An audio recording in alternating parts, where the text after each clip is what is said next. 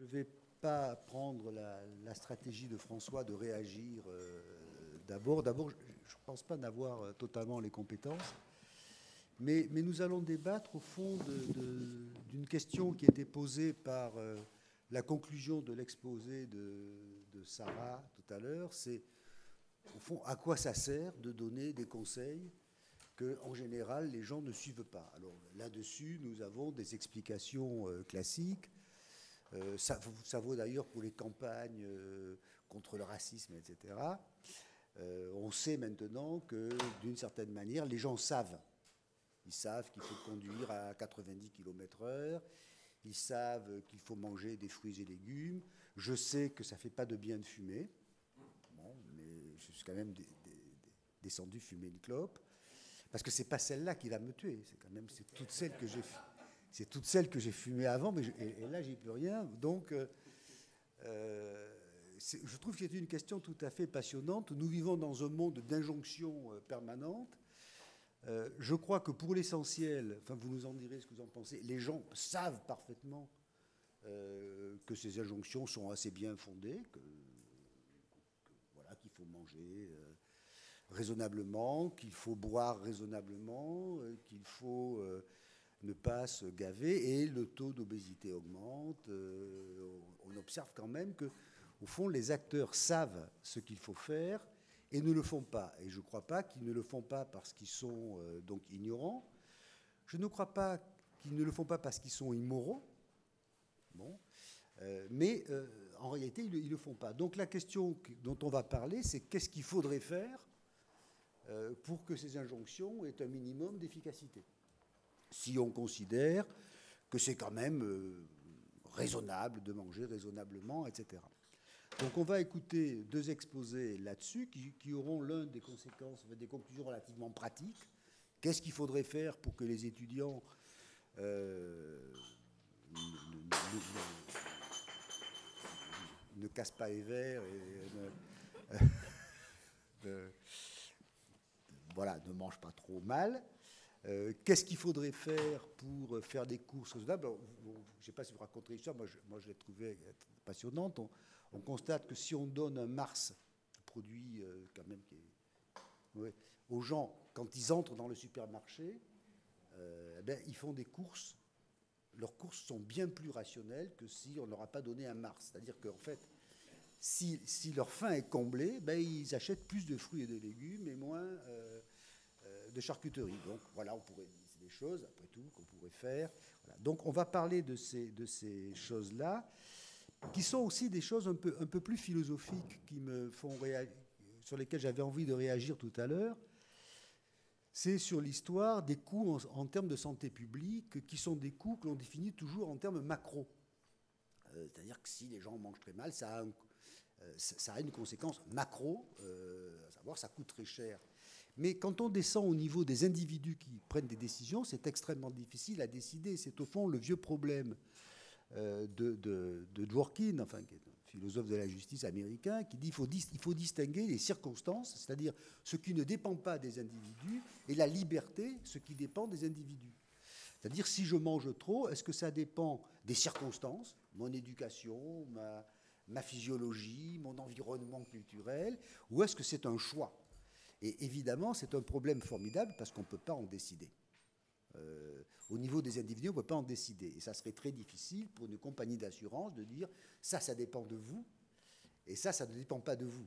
Alors, on aura des statisticiens qui feront des modèles, mais au niveau de chaque individu, ça pose quand même un problème. Et je trouve que c'est intéressant de discuter de ça de manière extrêmement pratique au niveau des individus. Donc, je vais donner la parole je ne vais pas dire de bêtises, à Andrea, puis à vous, vous tenez un quart d'heure, pas plus, de manière à ce que nous retombions sur nos pieds pour redémarrer tout à l'heure. D'accord, ok.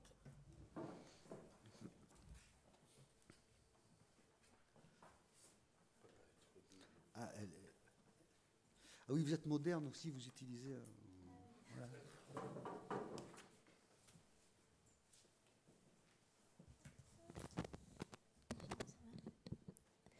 Bonjour à tous. C'est pas très long cette fille. Donc bonjour à tous, je m'appelle Andrea Gourmelin, je suis maître de conférence à l'IUT de Montpellier 7 et donc en sciences de gestion, donc plutôt une vision marketing des sciences de gestion. Et donc le thème de mon intervention aujourd'hui, c'est améliorer les comportements alimentaires des étudiants, utopie ou enjeu. Alors, en introduction, on a parlé du PNNS tout à l'heure. Sur leur site, on voit bien qu'il y a vraiment différentes catégories de cibles. Et il y a notamment les adultes qui ont une vie familiale stable et où on leur donne des conseils pour leur famille. Et aussi les adolescents, donc collégiens, lycéens. Mais il manque quelqu'un dans cette cible-là, c'est la phase de transition, les jeunes adultes. Et donc, on s'est intéressé dans cette recherche au cas des jeunes étudiants parce qu'ils ont une caractéristique particulière pour l'essentiel, c'est la décohabitation. Il faut savoir que dans les dernières statistiques de l'Observatoire de la vie étudiante, il y a 61% d'étudiants décohabitants, c'est-à-dire qui ne vivent ni chez leurs parents ni dans un internat. Donc qui vivent de manière plutôt indépendante. Alors, il n'y a pas de consensus sur les limites d'âge à laquelle on est considéré comme jeune adulte ou jeune étudiant, mais c'est vraiment une succession d'événements de vie, dont le départ du foyer. Donc, il faut savoir que c'est quand même une décohabitation partielle. Souvent, les étudiants, ils retournent chez leurs parents le week-end ou pendant les vacances universitaires.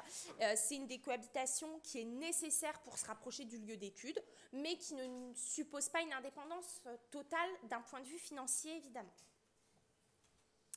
Alors, les questions de recherche ici sont les suivantes. Les étudiants mangent-ils réellement si mal et dans quel contexte ?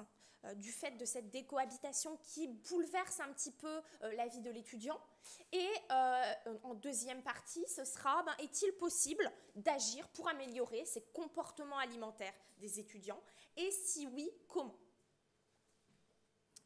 La méthodologie de la recherche a été la suivante, une étude qualitative exploratoire de 36 entretiens semi-directifs auprès d'étudiants, donc des jeunes étudiants, c'est-à-dire de niveau L1 à L3, donc il y en a qui sont en IUT, en BTS, en école d'infirmière, donc un peu de tout, et donc 18-22 ans, ce qui correspond à ce niveau d'études. Donc en termes de répartition, on a veillé à une diversité entre hommes et femmes, et on a voulu faire des comparaisons aussi, donc certains vivent en appartement ou en cité universitaire, et d'autres vivent encore chez leurs parents, pour pouvoir un peu comparer et voir ce rôle de la décohabitation. Alors, je vais commencer cette première partie par les situations. Comment les étudiants mangent-ils réellement si mal dans toutes les situations? Donc, premièrement, on a ces variations situationnelles. En groupe, qu'est-ce qui se passe? On le sait bien, ils mangent beaucoup et gras en général. Alors, ça varie, évidemment. Ceux qui sont chez leurs parents, ça va être plutôt le week-end. Les parents autorisent ces petits excès. Alors que ceux qui sont des cohabitants, eux, c'est toute la semaine. Le week-end, c'est plutôt du rééquilibrage. Donc là, par exemple, des verbatims de Charles qui dit « Ce que j'aime bien avant une soirée, c'est d'aller bouffer en ville, un McDo ou un kebab ». Pour d'autres, ceux qui sont en prépa, c'est par exemple quand ils sortent de devoir surveiller le samedi, le rituel, c'est McDo. Seul, c'est complètement l'opposé pour l'étudiant. Il mange peu et peu fréquemment. Donc, complètement l'opposé. On voit par exemple Agathe qui dit j'ai pas faim et j'ai pas envie de me faire à manger le soir. Je vais juste manger vite fait une compote. Donc, c'est son repas du soir, simplement une compote. Ou alors Alison qui dit qu'elle va manger très peu et très peu varié. Pendant une semaine, elle a la flemme d'aller en course et donc du coup elle va se nourrir uniquement de croque-monsieur parce qu'elle a que ça dans son frigo, dans son placard, donc pas d'entrée, pas de dessert. Et souvent elle explique que c'est ses parents qui lui remplissent son frigo. Donc ça s'explique, ces variations, notamment par un sentiment de solitude. Certains étudiants disent finalement je suis tout seul, pour me faire à manger c'est plus dur et il n'y a pas la motivation de manger en famille, manger tous ensemble à table. Une gestion des ressources difficiles, les ressources c'est le temps et l'argent parce que souvent avant chez leurs parents ils n'avaient que leur travail scolaire à gérer et un manque de savoir-faire culinaire et de motivation. En collectivité maintenant, il y a plutôt une tentative d'équilibre alimentaire qui cette fois-ci est réussie, un point positif pour les restaurants universitaires. Parce que dans la plupart des restaurants universitaires, il y a la diversité. Et la diversité, ça va pousser à dire, ah bah tiens, finalement, je vais peut-être pas prendre que des frites. Donc comme dit un étudiant, là j'ai vu, il y avait des carottes, j'ai essayé de faire gaffe, j'ai pris ça. Mais pour d'autres, c'est des petites cantines ou des petites cafétérias et il y a moins de choix. Et là, finalement, j'essaye de prendre un peu autre chose que des frites, mais souvent, cette cantine du DUT, elle fait que des frites. Donc, bon, des fois, je prends du riz, mais c'est quand même moins équilibré. Enfin, chez les parents, qu'est-ce qui se passe?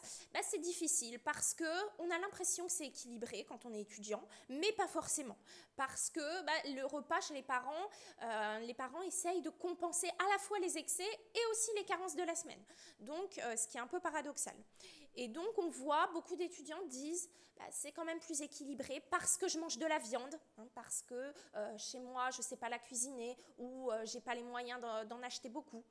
Mais aussi, il faut savoir que certains parlent beaucoup du fait maison, des bons petits plats en sauce, etc. Donc, ce qui n'est pas forcément équilibré. Donc, il y a une confusion, une assimilation des notions d'équilibre, de sain et de fait maison. Alors qu'en réalité, c'est plutôt différent.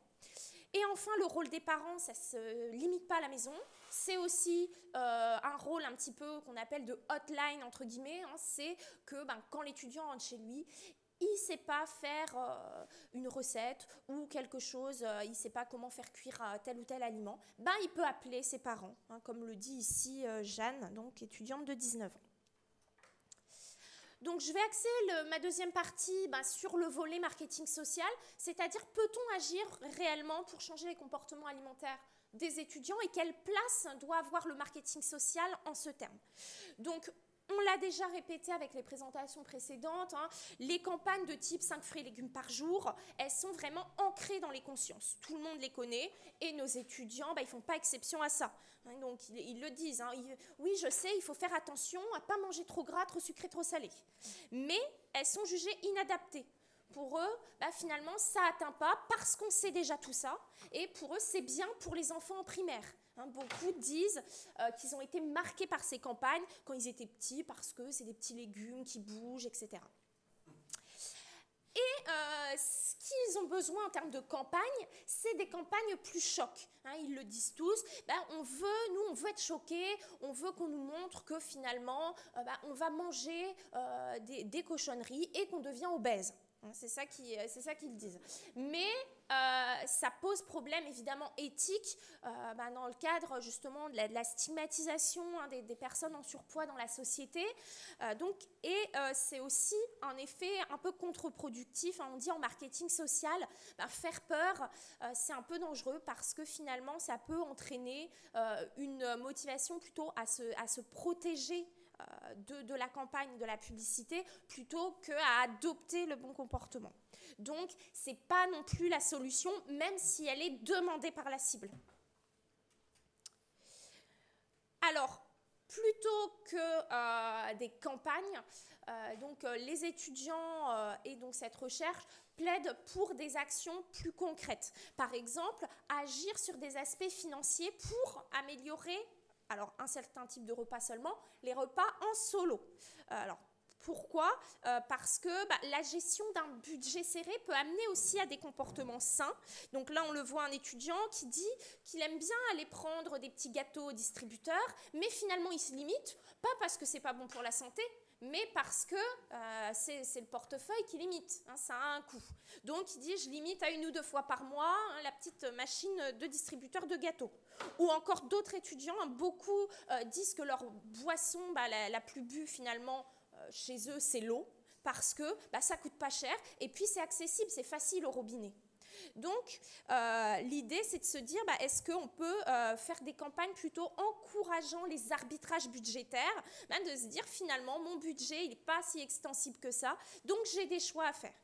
Et donc, certaines alternatives saines sont aussi bonnes pour le budget. Donc, par exemple, se pose la question de nudge au distributeur, par exemple, pour mettre en parallèle le prix d'un paquet de gâteaux et le prix d'un repas équilibré au restaurant universitaire, par exemple.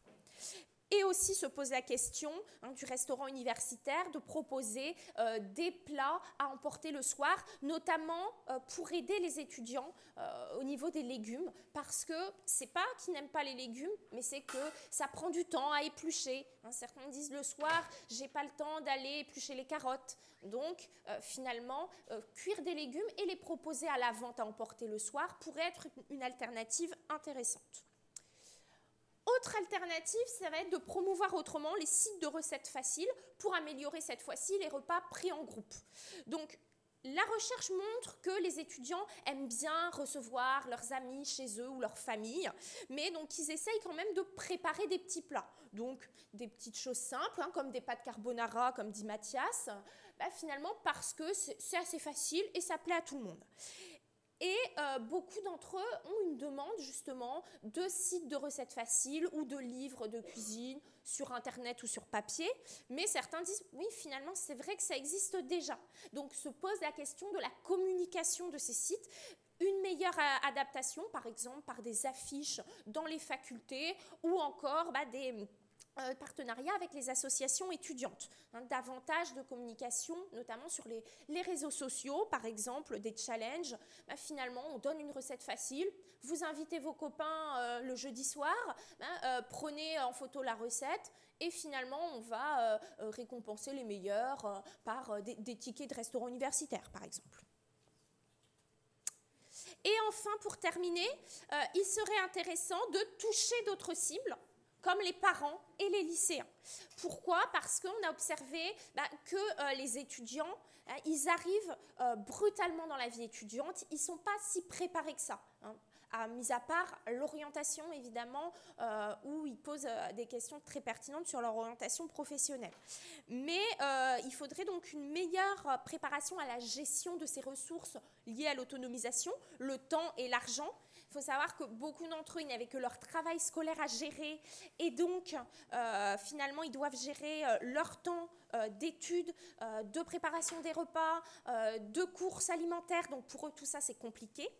Et évidemment, la deuxième ressource, c'est l'argent. Ils doivent gérer un budget. Ça, ils n'ont pas l'habitude. Avant, ils avaient juste un peu d'argent de poche pour les sorties par les parents. Et enfin, donc là-dessus, il serait intéressant de développer plutôt les savoir-faire culinaires, parce qu'on a vu que ceux qui se débrouillaient un peu mieux en cuisine s'en sortaient mieux que les autres dans la gestion de leur alimentation. Mais rien que des choses simples, même que de faire cuire des pâtes ou un steak comme certains, pour d'autres, c'est pas évident. Donc, on va se diriger vers des plats préparés. Donc, des petits savoir-faire culinaires peuvent faire la différence. Et donc, comme finalement les connaissances nutritionnelles, ils les ont tous, se pose la question de plutôt passer d'une optique connaissance à une optique savoir-faire. Et donc, en ce sens, il y a des travaux qui se développent actuellement, mais plutôt sur des collégiens, sur les savoir-faire culinaires au collège. Voilà, donc je vous remercie de votre attention.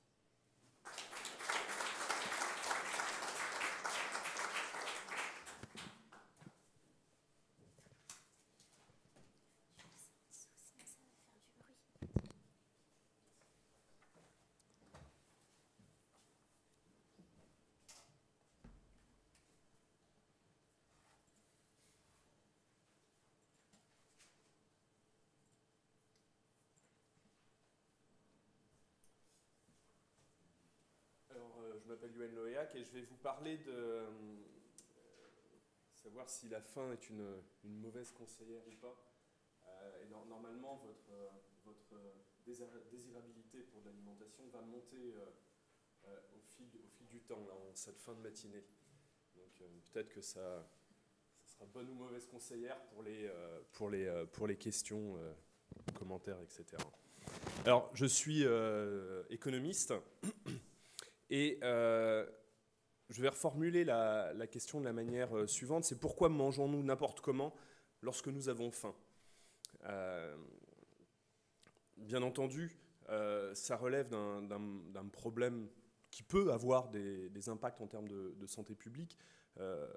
François l'évoquait tout à l'heure en termes macro, mais ce qui va nous intéresser, c'est cette dimension décisionnelle microéconomique qui va avoir des impacts sur nous potentiellement à terme, puisque c'est pas le burger qui est là forcément gras, sucré et salé. C'est pas celui-là qui va me faire du mal, mais c'est potentiellement son accumulation. Et ce qui va m'intéresser dans la question de la faim, puisque je suis arrivé à la fin en me posant une question plus générale qui était celle des arbitrages intertemporels, c'est celle qui fait que la faim vient modifier nos plans en termes de planification par rapport à ce qu'on avait prévu de manger, mais aussi ce qu'on avait prévu pour notre santé à plus long terme. Le problème, il est le suivant. Je suis désolé de vous imposer ces images à l'heure de midi. Ça me plaît généralement. Parce que moi, je sais qu'en ayant faim, je sais ce que je vais choisir. Et le problème des décisions dans le temps, enfin des décisions en général, c'est qu'elles n'ont pas les coûts et les bénéfices au même moment dans le temps. Si je mange la pomme, les pommes sont délicieuses, bien entendu, et on nous rappelait tout à l'heure la promotion qu'en avait fait un ex-président de la République. C'est bon, c'est rafraîchissant, etc. C'est pas non plus délicieux. Mais par contre, donc, il y a une sorte de sacrifice immédiat, mais un investissement sur une plus longue période. Le gâteau à côté est une récompense totalement satisfaisante. Bon, à la fin de ma présentation, je serai très content forcément que ce soit fini. Et je serai beaucoup plus attiré par cette récompense qui, à terme, est bien entendu moins bonne pour moi. Si j'en abuse, bien entendu. Le problème est souvent là. Alors François évoquait ce problème, c'est quand la faim modifie nos plans. Et c'est une expérience qui a été conduite par Gilbert et al. Alors ils ont tout un tas d'éléments dans leur expérience, mais un élément marquant, c'est qu'ils ont demandé à des gens de faire une liste. Donc à l'entrée d'un supermarché, ils ont demandé aux gens de faire une liste. Et certains sont partis avec la liste dans le magasin. Pour eux, l'effet de satiété, enfin la satiété n'a pas d'effet. Mais pour ceux qui ont écrit leur liste et qui l'ont, entre guillemets, oublié, ça nous arrive tous de faire une liste et de l'oublier. Donc ils laissent la liste aux expérimentateurs et les expérimentateurs proposaient à une partie d'aller faire leurs courses et puis à une autre partie de prendre une collation avant d'aller faire leurs courses.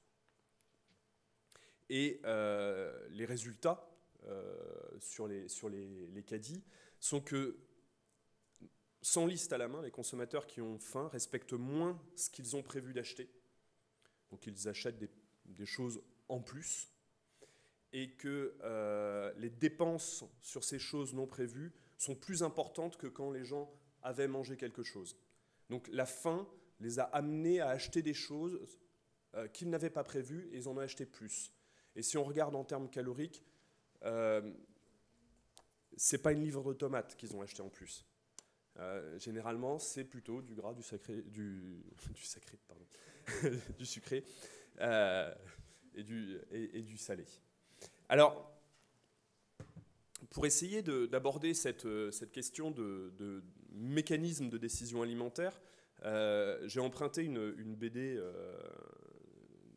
dans la série des PhD Comics qui traduit l'appétence d'un jeune thésard pour de la nourriture. Mais alors j'ai bien essayé, j'ai essayé de trouver l'origine, je dirais, scientifique de cette équation. Je n'ai pas trouvé. Et je crois que l'auteur a surtout utilisé quelque chose d'assez commun, mais il a l'avantage de l'avoir mis dans une très belle forme, qui dit que la préférence qu'on a pour un aliment, elle va dépendre positivement de sa qualité et négativement de son prix. Et ça, l'économiste, il adore, parce que la qualité, ça va être, on va les trouver dans les signes de qualité, dans les composants, dans les origines des produits, etc. Ça va favoriser, quand c'est positif, ça va favoriser la préférence pour un produit. Et puis, le coût, bien entendu, bon, là, l'économiste est heureux, il a un prix, il a un revenu, et il va pouvoir s'amuser comme un petit fou avec ça. Ce qu'il n'avait pas anticipé, l'économiste, c'était la faim. En fait, cet élément physiologique, viscéral, qui va venir complètement modifier notre comportement, notre planification, qui va faire que ce qu'on avait prévu ne va pas être ce qui a lieu. Alors, je reviendrai ensuite sur la base de ce modèle simple, mais qui me semble néanmoins intéressant, pour voir comment on peut intervenir. Ce que je mobilise dans ce projet, puisqu'en fait, je n'ai pas encore conduit d'expérience sur ce sujet, c'est mon objectif. Le champ dans lequel je suis est celui de l'économie expérimentale, qui va consister à créer un environnement contrôlé afin de reproduire artificiellement une situation qui va refléter les conditions de la théorie économique, pour voir si d'une part la théorie économique standard tient la route, et si elle ne le tient pas, pourquoi, comment, et comment on fait avec. Alors, la grande question en fait ici, c'est celle de ce qu'on appelle de la cohérence temporelle. On a ce qu'on mangera dans le futur. Demain midi, je mangerai une salade de végétaux. Et puis, il y a ce qu'on mange quand le futur devient lui-même du présent. C'est-à-dire, demain midi, quand je serai face à mon assiette, c'est ça que je mangerai. Ça, c'est la cohérence temporelle.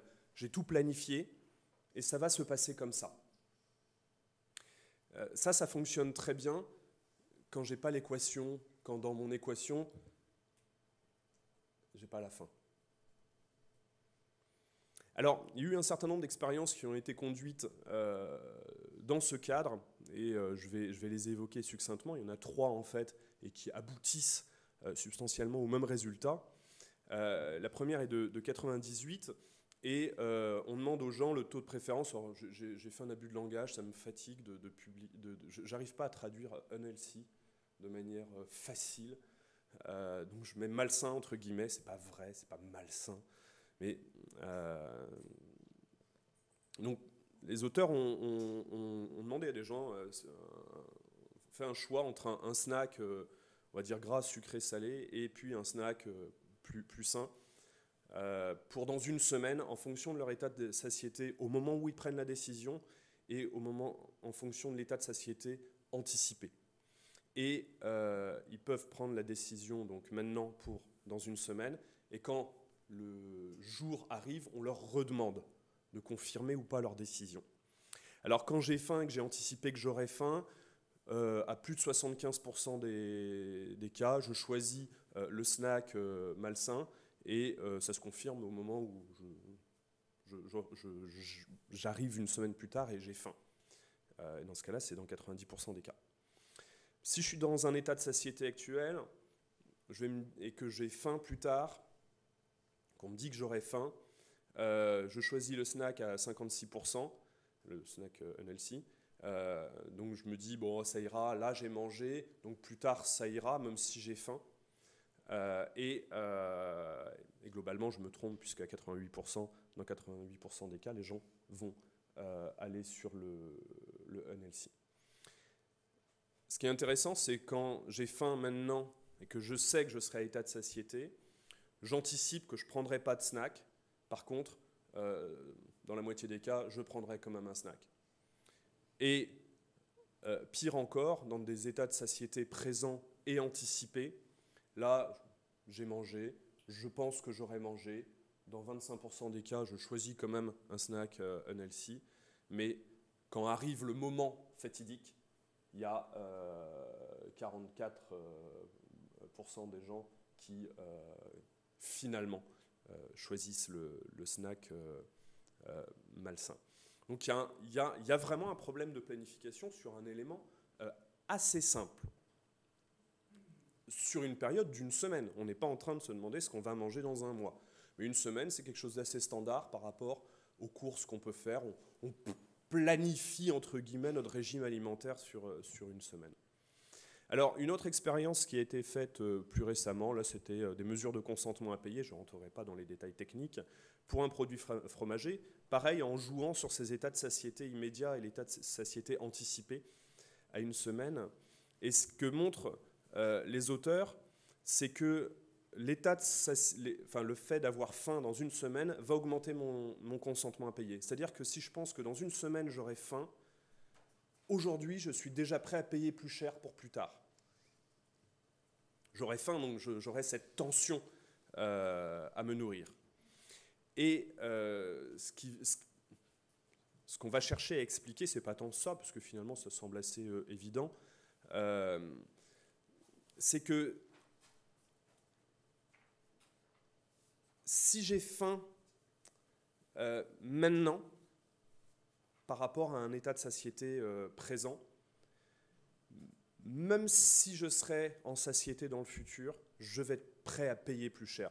C'est la troisième ligne ici, en fait. J'ai faim maintenant et je sais que j'aurai pas faim dans une semaine, mais quand même, je paye plus cher. C'est-à-dire que la tension ressentie, la tension viscérale ressentie aujourd'hui va faire que même dans un futur rassasié, je vais être prêt à payer plus cher pour un produit alimentaire.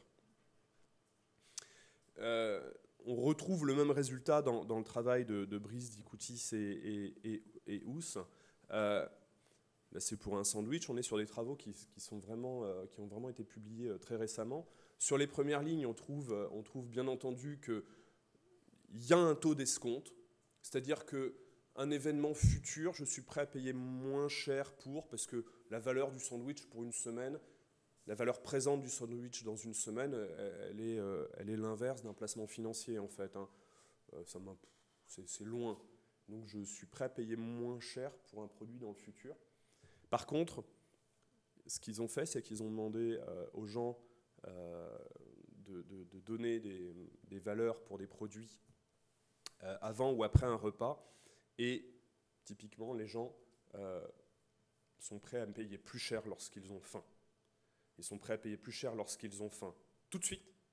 Ils sont prêts à payer plus cher quand ils ont faim dans le futur. C'est-à-dire même à une semaine d'écart, j'anticipe ça. Et l'écart entre les deux est plus important, 2 fois plus important dans le futur. C'est ce qui va être appelé le biais de projection. C'est-à-dire que je fais une forme d'erreur dans le futur et qui va être accentué par mon état de satiété présent et par mon état de satiété futur. Et ce qui génère une incohérence temporelle, une dissonance. En fait, la réalité décisionnelle est la suivante. C'est-à-dire que j'anticipe que demain midi, je mangerai une salade de légumes, mais dans la réalité, quand le futur deviendra présent, je serai tenaillé par mes viscères en l'occurrence, et je changerai mon plan. Alors, il existe plusieurs explications à cela. La première est une relation physiologique avec une mesure sur la glycémie. Là encore, c'est une revue de littérature très récente qui cherche à faire la relation entre la glycémie et un certain nombre de modes de décision. J'ai retenu ici celui qui avait été lié au temps, mais un faible taux de glycémie augmente le taux d'escompte, c'est-à-dire ça implique une préférence pour le présent, pour l'immédiateté, en relation avec la nourriture. Il trouve quelques éléments sur des objets non alimentaires, mais c'est moins fort. Et donc on est prêt à attendre moins longtemps lorsqu'on a un faible niveau de glycémie, ou alors en échange d'une plus forte récompense pour attendre. Donc il va falloir c'est-à-dire que si je dois attendre, ce n'est pas un muffin qu'il faudra me donner, mais c'est 2. Vous connaissez peut-être cette expérience avec des chamallows et des enfants. Alors les propositions théoriques pour expliquer cela sont les suivantes. Il en existe 3. La première est celle d'une préférence pour le présent. En bon microéconomiste, normalement, qui a été biberonné à la théorie standard, normalement, ça ne devrait pas arriver. Je ne devrais pas avoir de préférence spécifique pour le présent, pour l'immédiateté. Mais on a un escompte hyperbolique du futur. En fait, on est plus impatient pour les décisions qui impliquent des coûts et des bénéfices immédiats plutôt que celles qui sont plus éloignées dans le temps. Et là, dans ce cadre-là, il y a un conflit entre ce qu'on veut, les Anglais disent, c'est probablement une mauvaise traduction de ma part, du want, et donc quelque chose qui est assez physiologique ou émotionnel, et ce qu'on souhaiterait, c'est-à-dire ce qui serait le mieux. Donc il y a une tension entre ces deux éléments-là, et bien souvent c'est le présent qui gagne. Une autre explication est celle de la distance empathique, alors pas dans des relations entre personnes, mais entre le moi présent et le moi futur, qui est lié à notre faible capacité individuelle à imaginer comment on se sentirait ou comment on se comporterait dans une situation physiologique ou émotionnelle différente. C'est-à-dire que quand j'ai faim, j'ai du mal à imaginer un environnement où je serais rassasié. Quand je suis ivre, ou plutôt on va dire sobre, j'ai du mal à imaginer quels seraient mes comportements réels si je suis en état d'ivresse. Il y a eu tout un tas d'expériences qui ont été conduites comme ça, entre des états chauds et des états froids. Enfin, il y a une troisième explication qui est celle du niveau d'interprétation. C'est que les événements futurs, associés à la santé notamment, sont plus facilement représentés de façon abstraite. On souhaite tous être en bonne santé. Après, qu'est-ce que la bonne santé? Ça demanderait à être défini, mais on est heureux de le savoir. Les événements plus immédiats, eux, ils sont associés à des expériences subjectives, de plaisir, de bien-être immédiat, de ressenti, d'émotions positives. Et c'est ça qui va générer cette tension intertemporelle. Alors, est-ce qu'on peut intervenir? Sûrement. L'économiste vous dirait, vous mettez des labels sur la qualité de l'alimentation, vous jouez avec les taxes et les subventions. Vous avez évoqué tout à l'heure les nudges. Ils vont rentrer dans les coûts, en fait, les nudges. Ils vont en jouant sur l'effort. Hein, s'il faut se bagarrer contre des voyous dans un couloir sombre pour accéder aux barres chocolatées au lycée, bon, finalement, c'est un coût supplémentaire et je ne vais peut-être pas y aller. La question, c'est est-ce qu'on peut jouer sur la faim? Alors, je dirais, bon, ben, on va donner des muffins aux gens avant qu'ils aillent faire leurs courses. Ça pourrait être sympathique. On ne va pas forcément jouer sur la faim en tant que processus physiologique, mais on va se jouer d'elle. Et j'ai fait exprès, j'ai 3 tableaux comme ça, absolument illisibles de chiffres. Mais ce que disent Van Epps, Downs et Loewenstein, c'est qu'en fait, ils font des expériences sur un lieu de travail où les gens peuvent commander le plateau repas en amont dans la matinée. Un de leurs résultats majeurs, là, en termes d'observation, c'est que plus je commande en amont, c'est-à-dire plus il y a un temps long entre ma commande et le repas, moins je commande de calories, qui mesurent tout ce qu'il y a dans les plateaux. Et puis ils essayent d'intervenir là-dedans. Ils vont forcer certaines personnes à commander en avance, éventuellement avec des ristournes. J'ai un bonus à commander en avance. Et en plus, bénéfice pour moi, j'aurai moins de calories. Il y a aussi des effets des labels, mais ces premières expériences, elles vont jouer sur le moment d'achat et son éloignement à une satiété faible, on va dire. À ce moment de tension où je suis avec mon plateau dans la cafétéria et il est 1h et c'est pourquoi ils proposent toujours les desserts en premier, quoi. Big question. On peut bien sûr agir, et ce sera ma conclusion, on trouve, l'anticipation des menus. Pour les courses, mais on trouve des éléments aujourd'hui à notre disposition. Prenez l'exemple du drive. Le drive est un moment d'achat qui est potentiellement qui n'est pas touché par des émotions. On n'a pas les enfants dans les pattes, on n'a pas forcément faim, on n'est pas forcément pressé. Voilà, on a fini de manger et on passe notre commande. Je vous remercie.